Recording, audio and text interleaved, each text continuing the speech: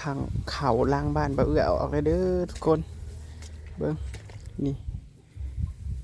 กำลังออกงามๆผมหลายคนอาจสิว่าเขาล้างบ้านคอยคืองามแท้เดี๋ยวก็สิลงให้เบิ่งทุกคนจุดที่มันสูงที่สุดก็คือตรงนี้เนาะแต่ก็สิลงเปรียบเทียบทุกคนสูงความสูงของข่อย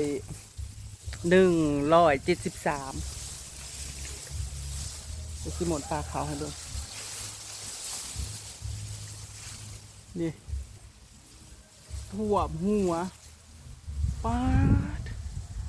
จนบนเลี้ยวเห็นตรงนี้ถือว่าเป็นตรงที่สูงที่สุดในป่าเขา